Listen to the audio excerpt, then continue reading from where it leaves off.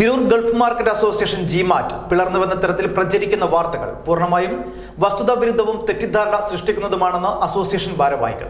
നിലവിലെ കമ്മിറ്റിയിൽ ഭാരവാഹിത്വം ലഭിക്കാത്ത ഒന്നോ രണ്ടോ ആളുകളുടെ വ്യക്തി താൽപര്യങ്ങൾ സംരക്ഷിക്കുവാൻ വേണ്ടി മാത്രമാണ് സംഘടന പിളർന്നുവെന്ന് കള്ളപ്രചരണം നടത്തുന്നതെന്നും അസോസിയേഷൻ അറിയിച്ചു.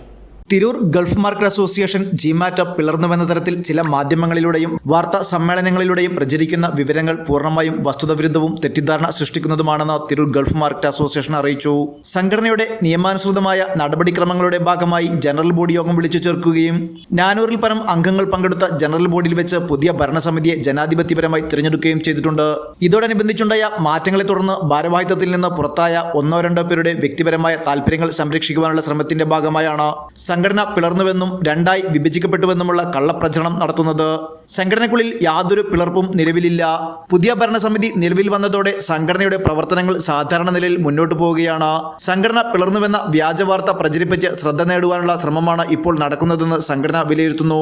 സംഘടന പിളർന്നുവെന്ന തരത്തിൽ പ്രചരിക്കുന്ന ഈ വാർത്തകൾ സംഘടനയെയോ അതിന്റെ എക്സിക്യൂട്ടീവ് കമ്മിറ്റിയെയോ ജനറൽ ബോഡിയെയോ ഒരു തരത്തിലും ബാധിച്ചിട്ടില്ല. മറിച്ച് സംഘടനയ്ക്കുള്ളിൽ ആശയക്കുഴപ്പം സൃഷ്ടിക്കുവാനും അംഗങ്ങളെ തെറ്റിദ്ധരിപ്പിക്കുവാനും ലക്ഷ്യമിട്ടുള്ള സംഘടനാ വിരുദ്ധ പ്രവർത്തനങ്ങളാണ് ഇതിലൂടെ നടന്നത്. സംഘടനയുടെ ഐക്യത്തെയും കെട്ടുറപ്പിനെയും ഇതൊന്നും ബാധിക്കില്ലെന്നും മാതൃക പ്രവർത്തനങ്ങളുമായി ജിമാറ്റ് മുന്നോട്ടു പോകുമെന്നും തിരൂർ ഗൾഫ് മാർക്കറ്റ് അസോസിയേഷന് വേണ്ടി president Abdurahman Haji, general secretary M Saidalavi എന്നിവർ സംയുക്ത പ്രസ്താവനയിൽ പറഞ്ഞു.